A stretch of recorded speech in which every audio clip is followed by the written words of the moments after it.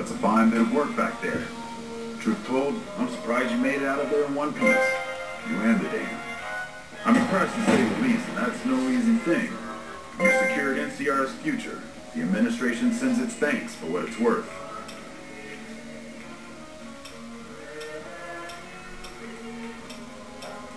We clean up, take prisoners, watch the east for any more trouble from the Legion. Though I think they're still running, according to our scouts. After that, we'll see what happens when the dust settles and how the Mojave looks now without Caesar coming for its throat. Something tells me we better enjoy this breather while we can. And if that means Vegas, then you and the troops have earned it.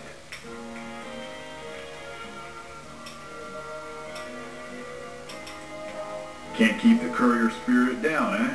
Fair enough. We'll clean up here. I'm kind of curious how this is going to pan out in the long run. But I guess history will tell us in its own sweet time.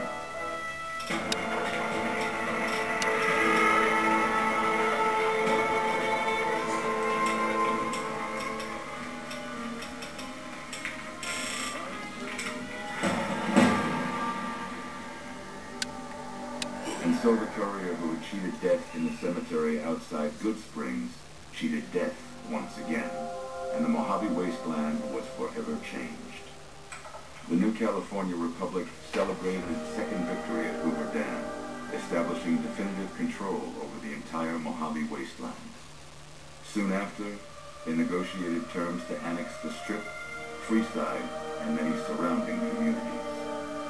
The Mojave wasteland, at long last, had entirely fallen under the NCR's banner. The courier, fair and even-handed in her dealings throughout the wasteland, was honored by the NCR for her support of the military at Hoover Dam. She was presented with the Golden Branch, the highest civilian decoration given by the Republic. Though some super mutants in Nightkin continued to journey to the legendary Utopia, they found little trace of its existence. Some eventually found their way to Jacobstown, but many wandered off into the wastes, confused and disheartened. With the help of the Gunrunners, the Boomers developed a healthy trading relationship with the NCR. Eventually, the Boomers began wandering out into the wasteland, while still preventing outsiders from entering Nellis.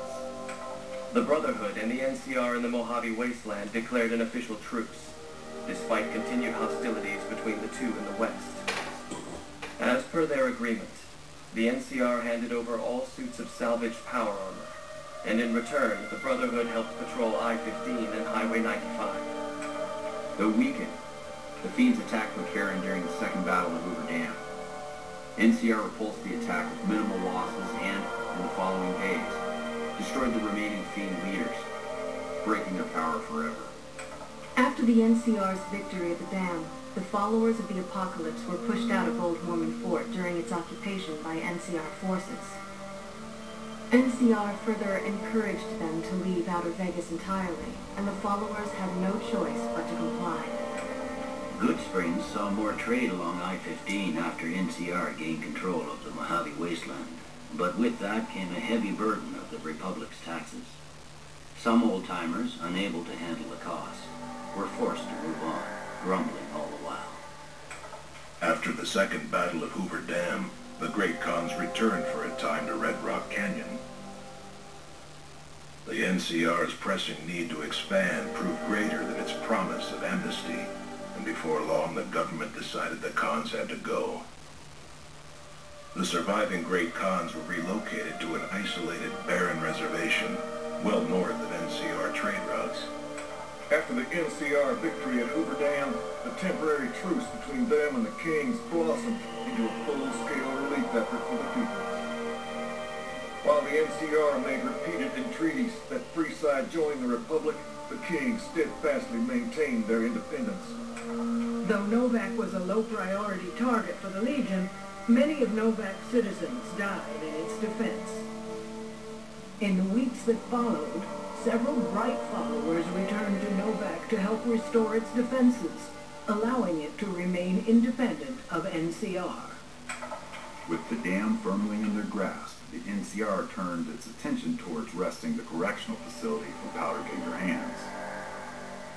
The Powder Gangers are no match for the battle-hardened troops of the NCR, and summary execution awaited the Powder Gangers who managed to survive.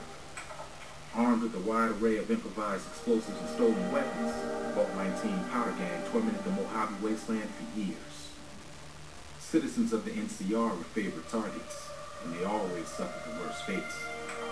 Frank Slim proves to be an able-minded, if not able-bodied, sheriff for Fremont.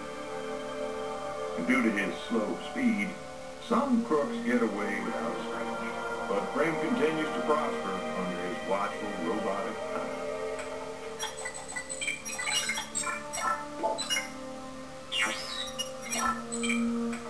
And so the Courier's Road came to an end, for now. In the new world of the Mojave Wasteland, fighting continued, blood was spilled, and many lived and died just as they had in the old world. Because war never changes.